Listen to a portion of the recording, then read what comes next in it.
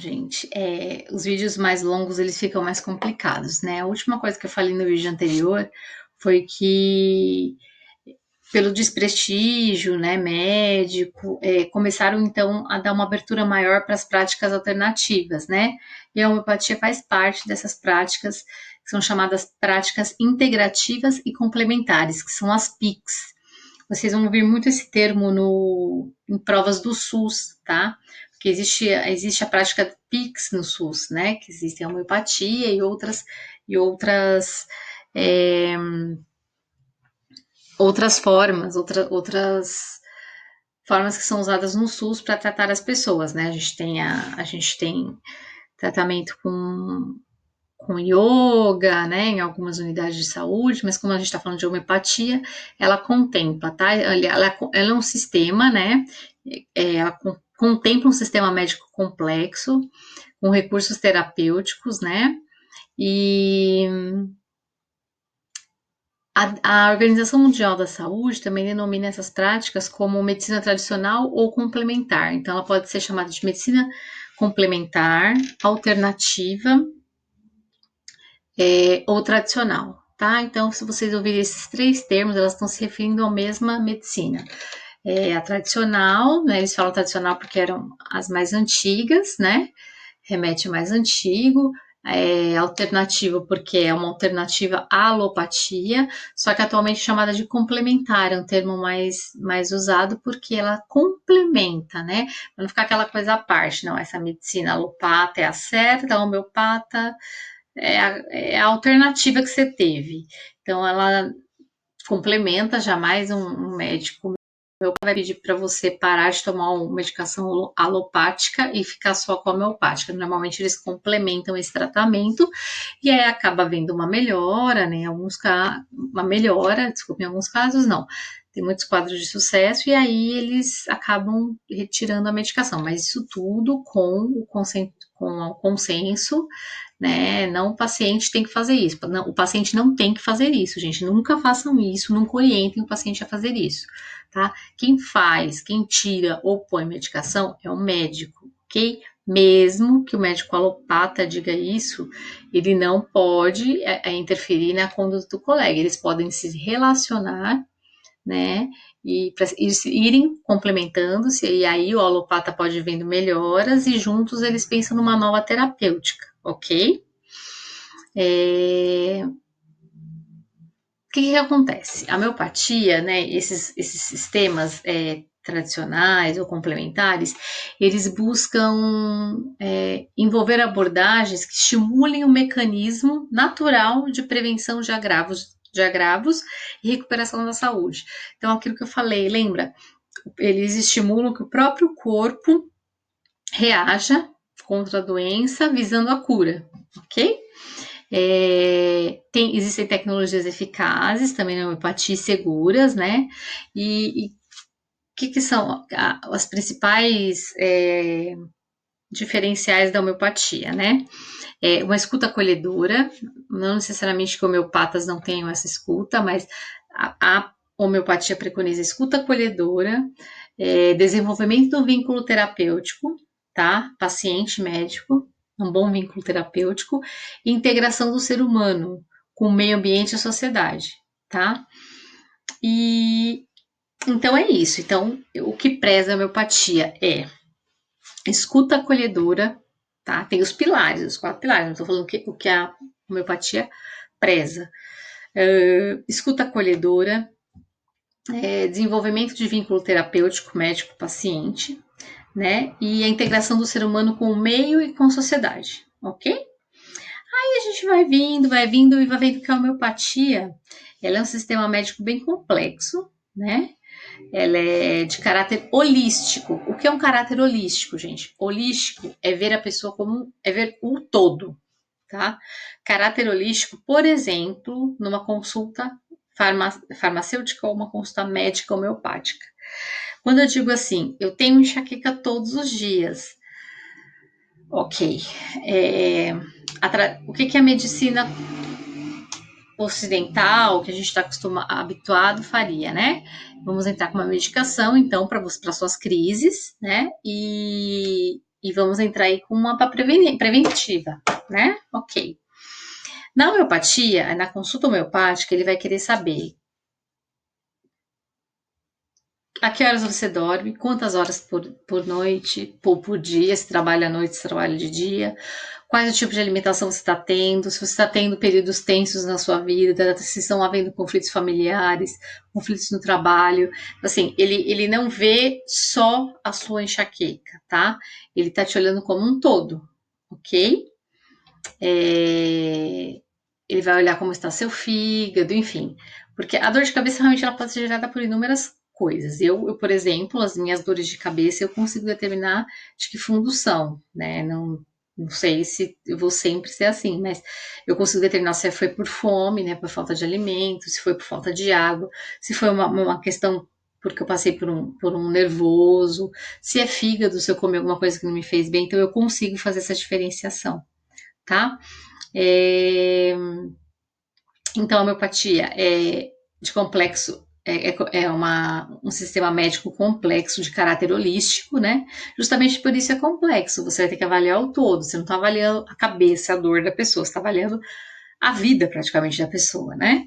É vitalista, tem o princípio vitalista. Lembra que eu falei para vocês? O que é o princípio vitalista? O corpo vivo dos seres vivos é animado por uma energia vital. Essa energia que nos move, tá, gente? A energia da vida. A gente não tá falando de espiritualidade, tá bom? De forças sobrenaturais, não, é energia vital que nós temos. Então, ela tem esse princípio, né? E no uso da lei dos semelhantes, que é usar a medicação que provoca numa pessoa sã, sem nenhum problema, os mesmos efeitos que aquela pessoa tem, que aquela pessoa doente está apresentando. Então, você usa o medicamento que causa na pessoa sadia os sintomas que a pessoa doente está tendo. Casaram os sintomas, talvez esse seja a melhor medicação para agir nisso, tá? Só para falar da de ser vitalista, né, da questão da energia vital, o que é? O que diferencia os seres vivos dos inanimados, né? Então a gente tem uma energia vital, por exemplo, a mesa onde eu tô não tem, tá? E a falência, então, a falta ou falência da energia vital é o que determina o fenômeno da morte. Então é esse o entendimento, tá? De energia vital na homeopatia. Tô passando Gente, eu tô passando esse conhecimento para vocês. Eu sei que surgiram muitas dúvidas, tá? Surgiram dúvidas nos técnicos, nos farmacêuticos, nos pós-graduados e doutores têm suas dúvidas a respeito dessa ciência, né? Porque pra gente ela acaba sendo uma ciência mais nova mesmo. Apesar de 1840 já ter vindo para o Brasil, ela ainda é muito nova perto do Oriente, né? Então, realmente, eu acho que tudo que é novo, a gente acaba tendo uma cautela maior. E não acho que isso seja ruim, ok? Eu estou passando as informações sobre homeopatia, tá, gente? Não estou dizendo que está certo, está errado, estou passando as informações sobre a homeopatia, ok? O que é, como foi descoberto, como ela age, ok? E o que acontece? Tudo isso que eu falei, tanto da questão vitalista, da questão da cura pelos semelhantes, do caráter holístico, isso foi preconizado por Hipócrates, lá no século IV a.C., que é o pai da medicina. Então, isso foi preconizado por ele, tá? Não necessariamente foi por Hahnemann, primeiramente, ok? Que mais?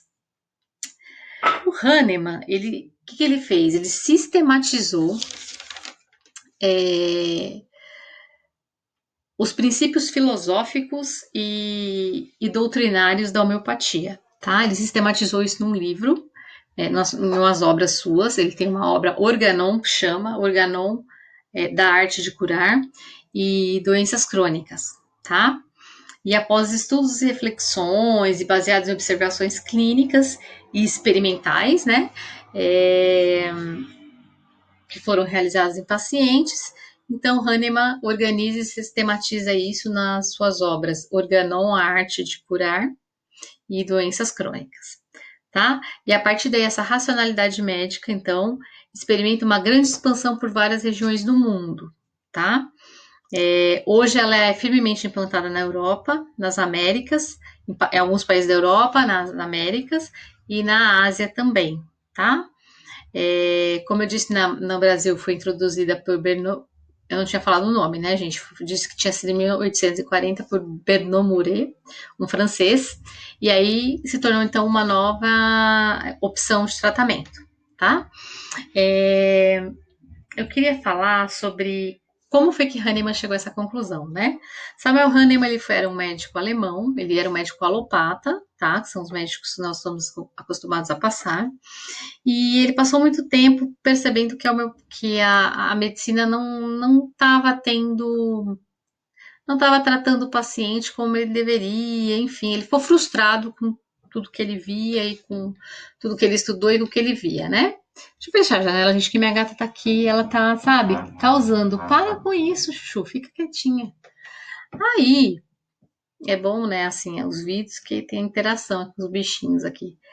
Aí, ok, Hahnemann, então, desistiu, né, de ser médico e foi traduzir textos médicos.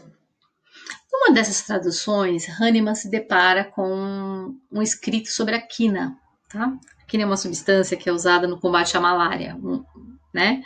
Então, até a questão da cloroquina e hidroxicloroquina são medicações, né, oriundas da quina e que estão até em debate para uso para o coronavírus, né?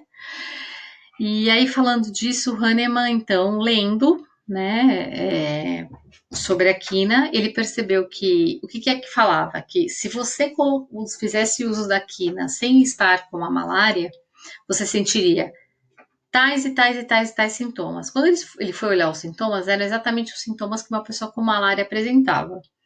O que ele deduziu? Peraí, a pessoa com malária, ela usa um medicamento que causa os mesmos sintomas de uma pessoa que não está com malária, certo? Vocês conseguiram entender?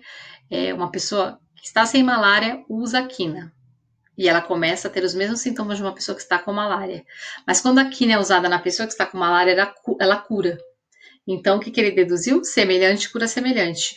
O que faz com que uma pessoa sadia tenha os mesmos sintomas daquela pessoa doente são os mesmos sintomas. Então, essa medicação é a mais adequada para tratar aquele caso, tá? Foi assim, e Hahnemann começou a experimentar nele, nas outras pessoas, e foi assim que ele foi organizando e sistematizando todo esse sistema complexo que é a homeopatia, tá? Ela é uma importante estratégia de construção de um modelo de atenção centrado na saúde, tá? O que acontece? Ela foca no paciente, recoloca o paciente no centro da atenção ao invés da doença, né? Compreende então o paciente, né? Holisticamente, como eu disse, nas visões física, psíquica, cultural, social, né? E o que é o adoecimento para homeopatia? O adoecimento para homeopatia é o quê? É uma ruptura dessa harmonia. Uma ruptura da harmonia física, mental, espiritual, social, cultural. Então, nós viveríamos, né? Harmonicamente, nosso organismo de forma harmônica, né, sem nenhum problema, e uma desarmonia, uma ruptura, né, nessa harmonia, determinaria então um adoecimento em cada um de nós, tá? E aí, então, ele é tratado dessa forma. E essa forma de concepção, né, essa concepção da homeopatia, fortaleceu muito a integralidade da saúde, né? Porque a gente vê o ser humano de forma integral. O alopata também existe uma integralidade, só que existe uma separação maior, porque, por exemplo, eu passo no clínico e aí o clínico percebe que você tem alguma questão neurológica que foge da alçada dele, ele te passa para o neurologista, que provavelmente te pedirá exames e que se fugir da alçada dele te passará para um neurocirurgião, ok? Então, não perde a integralidade, porque você está cuidando do paciente nas esferas, mas passando por especialidades, né? Então, já na homeopatia, a integralidade naquela consulta mesmo, é com o homeopata, tá bom? Fortalece muito a relação médico-paciente, tá? É um elemento fundamental da terapêutica, inclusive, essa relação médico-paciente, né? Promove a humanização na atenção, né? E estimula o autocuidado e a autonomia do paciente, tá? Então, promove uma humanização, promove estimula o autocuidado, né, e a autonomia do paciente. Então, não é, ai, nossa, o homeopata, ele, ai, meu fofinho, você tá querendo. Não é isso. Ele trata a pessoa com humanização, né, que deveria ser inerente, né, gente? Infelizmente, a gente tem cursos hoje de humanização, palestras, o que deveria ser inerente, né? Porque se somos humanos, deveríamos normalmente nos tratar como humanos, né? Mas, infelizmente, não é isso que acontece. E, enfim, fortalece muito, existe fortalecimento da relação médico-paciente, atua em diversas situações clínicas. Eu não sei quantos da sala já fizeram tratamento homeopático, normalmente a gente pensa logo nos problemas respiratórios, que são os que mais as pessoas fazem uso da homeopatia, né? Mas serve para diversas situações, tá, gente? Serve para doenças crônicas não transmissíveis. O que são as doenças crônicas não transmissíveis? Vamos usar um de respiratório aí mesmo, rinite. É uma doença crônica não transmissível. Quem tem rinite não me passa rinite, né? Mas tem essa doença crônica. Doenças respiratórias alérgicas, aí acabamos citando a rinite de novo. E transtornos psicossomáticos. O que são transtornos psicossomáticos? São que dizem respeito à questão psicológica, né? Algo psicológico que está influenciando no seu estado físico, tá? Então, isso é psicossomático. A mente influenciando na saúde do corpo, ok? E o que acontece também com a homeopatia? Ela reduz muito, então, no caso, ela tratando, lidando com o paciente dessa forma, ela reduz muito o número de hospitalizações, internações, né? Porque ela dá uma melhoria na qualidade de vida desse cidadão, dessa pessoa, né? Desse paciente. E contribui também para o uso racional de medicamentos. Por quê? O que acontece? A maneira de agir, mais para frente a gente vai falar sobre a maneira de usar o medicamento homeopático. Como a pessoa, jamais, gente, um médico homeopata vai falar, você vai chegar na consulta e ele vai tirar o medicamento alopático, falar, não use mais, seu medicamento para pressão, para diabetes, porque agora você vai usar isso. Ele não vai fazer isso, tá, gente? Um homeopata consciente.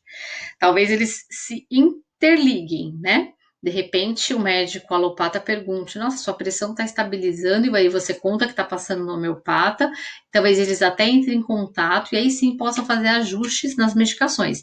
Mas, gente, pelo amor de Deus, só o médico pode fazer esse reajuste.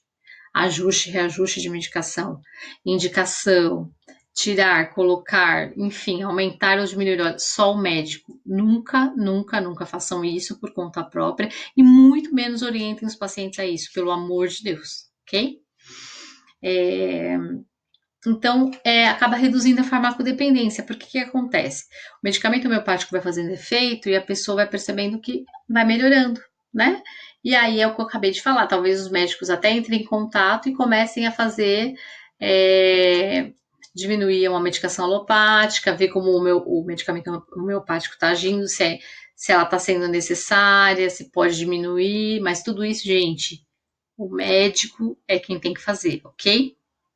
E aí, a gente pode falar um pouquinho dos antecessores da homeopatia. A gente fala muito de Hahnemann, né?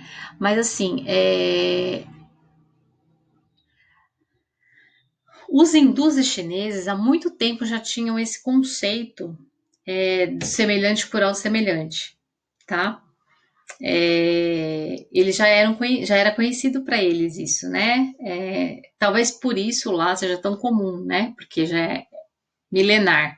E para nós seja tão difícil ainda, né, pra gente entender algumas coisas, enfim, não só pro técnico, gente, pelo amor de Deus, mas pro farmacêutico formado, pro farmacêutico pós-graduado, pro farmacêutico doutorado, enfim, para os médicos, sempre é uma ciência que tem dúvida, e eu acho que tudo que é novo surge dúvidas, existe uma cautela, o que eu não acho que seja de todo ruim, né, porque a gente tem que ser, não excesso de cautela, mas tem que ter uma abertura, mas a gente tem que pesar várias questões, então a homeopatia ainda é vista de uma forma mais cautelosa, tá? Na Grécia Antiga, Hipócrates, que era o pai da medicina, né, ele dizia que a harmonia cósmica, ou seja, a harmonia do universo aí, onde a gente está inserido, está implícita na vida de cada um de nós, né? E que o ser humano é uma unidade vital harmônica, sujeita a influências de seu meio. É isso, né? A gente teria que estar bem com saúde, de acordo com a Organização Mundial da Saúde, seria uma harmonia, né, do físico, mental, espiritual, e essa harmonia, então, é sujeita às influências do meio, que é o que acaba nos adoecendo de uma certa forma, quer seja física, quer seja psicologicamente, tá? Ele falava de duas leis, tá, gente? Hipócrates, o pai da medicina. Isso aqui, a gente está falando dos antecessores da homeopatia. E o que ele falava? Do princípio dos contrários, né? Que é a terapêutica dirigida contra o agente causal. Então, a gente vai direto no agente causal, que é aquilo que eu falei. Tá com pneumonia, tá com antibiótico para acabar com essa bactéria, tá? Então, a gente...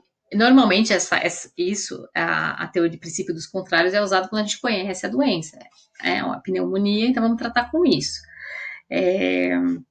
A gente, então, trata e suprime o efeito e acaba aquele desconforto, aquele problema, aquela doença. E a lei dos semelhantes, que aí vocês já sabem, né? Que o semelhante cura semelhante, o que provoca a medicação que provoca no homem são os mesmos sintomas que o homem enfermo está apresentando, então pode ser uma medicação indicada para cura, né, para melhora desse quadro, porque o semelhante cura o semelhante de acordo com a homeopatia, ok? Eles usam também, chama-se assim, gente, Vix Mediatrix Naturae. O que é isso, né? Não precisa decorar, mas é só uma curiosidade.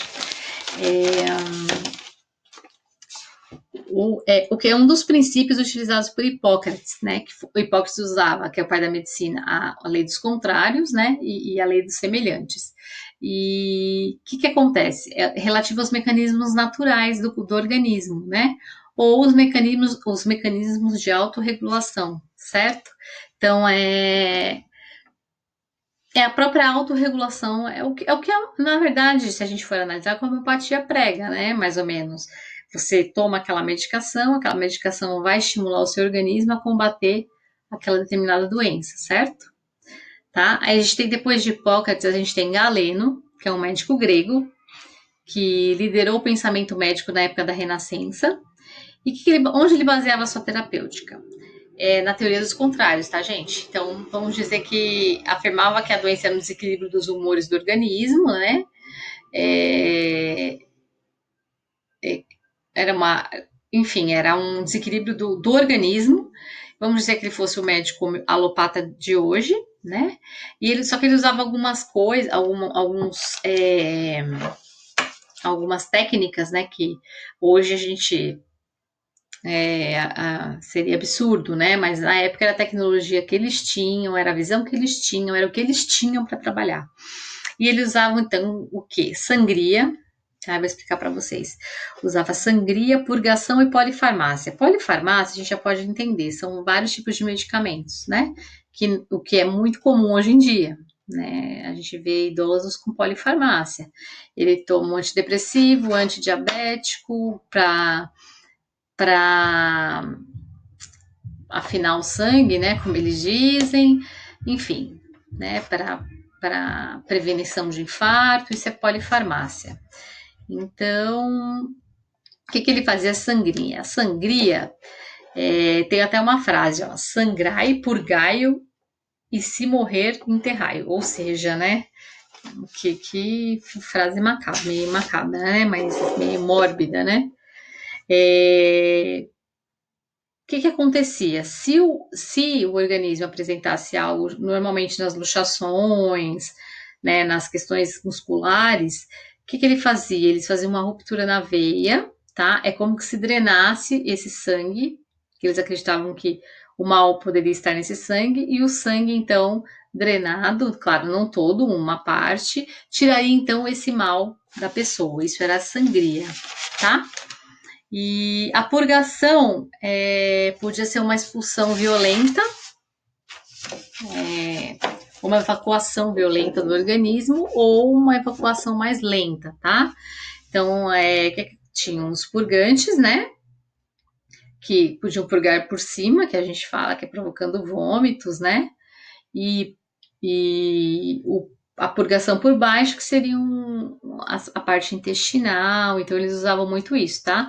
Tanto a purgação, quanto a sangria e quanto a polifarmácia, tá bom? Isso na época de Galeno já, ok? Em seguida vem Paracelso, que é um médico suíço, tá?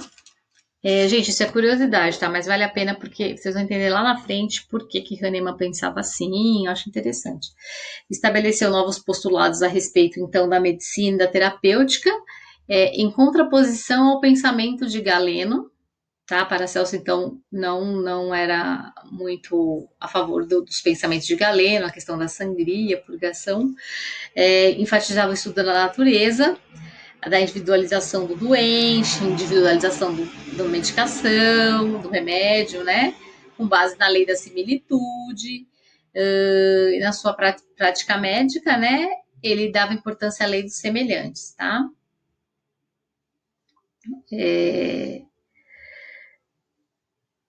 Desculpa, gente, esquece o que eu falei, eu tô com sono, são 2 horas da manhã, peraí. Só voltando um pouquinho em relação a Paracelso. Enfatizava o estudo da natureza, a individualização do doente, a individualização do medicamento, com base na lei da similitude. O que lembra isso? A homeopatia, né? Alguns dos pilares da homeopatia. E, embora ele fosse um defensor da lei da semelhança, o que acontece? Vocês não vão ver Paracelso ser muito citado por Hahnemann. Por quê? Ele era muito relacionado ao ocultismo e esoterismo. Esoterismo normalmente é uma filosofia mais obscura, né? Como ele era defensor da lei das semelhantes, mas ele tinha algum contato relacionado a isso, Hahnemann não faz referência a Paracelso nas suas obras, tá? Porque para Hahnemann a energia vital não tem a ver com essa questão espiritual, tá? Essa questão de espíritos, de magia, não tem relação com isso.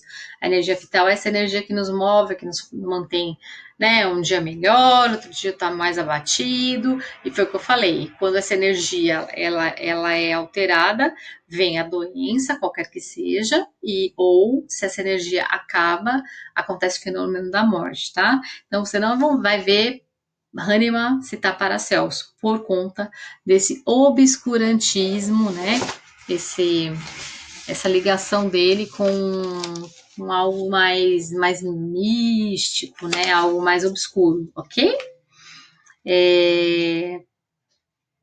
Como eu falei, Hahnemann um médico alemão, expliquei como que foi que ele descobriu, né? Como foi que ele começou com esse pensamento, né? Sobre a homeopatia. Ele nasceu em 1755, só para vocês saberem mais ou menos a data de quando a homeopatia, então, começou, né? Não que começou no nascimento dele, lógico, mas para vocês entenderem, ele viveu de 1755 a 1843, então, para vocês entenderem o período do início da homeopatia, tá? Então ele estabeleceu as bases científicas e práticas da homeopatia, né, que já eram anunciadas por Hipócrates. Lembra? Hipócrates já tinha essa meio que essa pegada, né, da semelhante cura semelhante. Introduziu a experimentação de medicamentos em indivíduos sadios, né? Elaboração do medicamento dinamizado. O que é o medicamento dinamizado, gente? Que vocês vão ver mais para frente, mas eu já vou falando. É a diluição seguida de agitação. Então, como é que a gente faz? Pega lá frasquinho, por exemplo, aqui, tá? A gente vai pingar, exemplo que é um frasquinho, tá, gente? Vamos pegar aqui um outro para exemplo.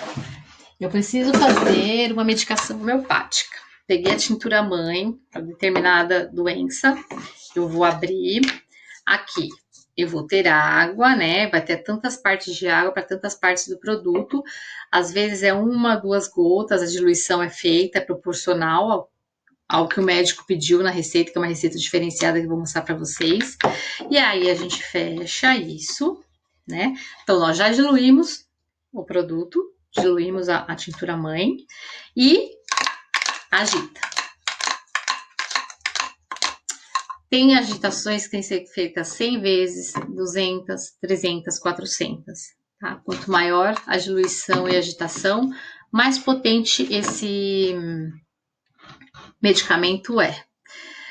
Isso soa estranho pra gente, né? Porque vai contra tudo que a gente sempre viu e contra o que, na verdade, a farmacologia preza, né? Porque a farmacologia preza assim. Não melhorou? Vamos aumentar a dose, vamos, né? Aumentar a dose, dobrar a dose. E na medicina homeopática, as doses são diluídas, né? E dinamizadas. O que é um medicamento dinamizado? É diluído e agitado, tá? E aí o médico escolhe o número de quantas vezes você tem que agitar, o farmacêutico tem que agitar, né? O pessoal que trabalha na farmácia homeopática. E aí, de acordo com isso, então esse medicamento é entregue para a pessoa, tá? Então, vamos lá, ele introduziu experimentação em pessoa, a experimentação de medicação na pessoa sadia, medicamento dinamizado, que é diluído e seguido de agitação, tá? Algumas farmácias homeopáticas ainda utilizam isso de forma manual, tá? Outros já usam algumas máquinas para fazer isso, tá? As agitações. Elaborou, né, matérias médicas relacionando as propriedades dos efeitos de medicamento com sintomas produzidos, que foi aquilo que a gente falou, né? Pelas drogas experimentais e assim, desde os sintomas, desde os sintomas mentais até os físicos, ele deu importância para todos esses tipos de sintomas, não só os físicos, como os mentais também, tá? Ele dava importância a uma anamnese cuidadosa, que foi o que a gente viu nos vídeos, né? Como funciona uma consulta homeopática, uma anamnese, que é uma entrevista, né? E ele exigia na época, Hahnemann, o registro dessas anamneses, tá? Para que cada caso era particular, que é isso que a homeopatia preza, pela individualização mesmo de cada um de nós, né? De cada ser humano, tá? Desenvolveu uma medicina de base experimental, quando foi em 1796 que ele publicou no jornal um artigo falando sobre o assunto, tá? Então, 1796, né? Na verdade, ele desenvolveu uma medicina de base experimental, né? A princípio foi isso mesmo, ele foi experimentando, foi lendo, experimentando, vendo, fazendo anotações e baseado nisso foi surgindo a homeopatia, tá? Tem uma parte que eu vou ler e vou explicar. Para aprofundar o conhecimento dos medicamentos, para adaptá-los aos males, deve-se deve-se confiar o menos possível no acaso, tá? Isso o Hahnemann falava, mas proceder sempre racionalmente. Só nos resta, por conseguinte, experimentar no organismo humano os medicamentos de que se deseje conhecer o poder medicinal. O que Hahnemann pedia aqui? Cautela. Cautela e responsabilidade com a saúde das pessoas. Então, para aprofundar o conhecimento dos medicamentos, a gente tem que o quê? Adaptar o mal, né, da pessoa, o que a pessoa está sentindo, confiar o menos possível no acaso, subestimar, né? Confiar no acaso, não, isso não tem problema. Experimentar no organismo humano só medicamentos que se deseje conhecer o poder medicinal, tá? Se você desejasse conhecer o poder medicinal de determinado medicamento, você usaria. Caso contrário, né, seria para usar aleatório, para a gente ver o que vai dar para ver como é que fica, tá bom? E o médico que quer aperfeiçoar isso, né, porque na verdade acaba sendo uma arte também, a homeopatia, ele tem que se fixar em 2 pontos, tá? A atenção dele em 2 pontos. Quais os efeitos simples que são produzidos por uma substância quando ela entra em contato com o organismo e quando tomada individualmente, né? Aí a gente vai chegar naquelas outras escolas que fazem uso de mais de uma medicação. E que resultados esses efeitos provocaram, tá? Então seria assim, ele tem que focar nisso, os efeitos simples produzidos por uma substância única no organismo, né? E as observações dos seus efeitos em qual doença simples ou complicada ela pode agir, tá? Eu espero que vocês tenham entendido essa parte, gente. É bastante informação, mas eu achei legal trazer, sabe, a base da homeopatia, da onde veio, e assim, honestamente, não sei, vocês podem ir me sinalizando se é muita matéria, se isso é desnecessário falar. Não acho que seja desnecessário, tá? Vocês aprenderam, a gente chegou num processo de aprendizado que vocês já sabem os pilares da homeopatia, né? Hoje vocês aprenderam não como faz exatamente a medicação, mas já entenderam que o medicamento é dinamizado, ou seja, ele é diluído, né? A gente dilui de acordo com a receita médica individualizada e temos que agitar de acordo com o que o médico pediu, tá? E aí eu vou explicar para vocês como é que são essas agitações e que quanto mais se dilui, mais potente esse medicamento né? É um pensamento difícil, abstrato, porque quanto mais diluído, ou seja, quanto menos princípio ativo, mais vai atuar. Tá bom, gente? Isso é uma palhinha para outra aula. Espero que vocês tenham entendido. Espero que essa aula ajude na revisão de vocês, para quando nós tivermos a prova lá na frente. Eu quero que vocês saibam, ok? Eu não estou pensando só na prova, gente. Eu quero que vocês se lembrem das aulas no dia a dia de vocês, da vida de vocês, tá bom? Um beijo grande, boa noite e fiquem com Deus.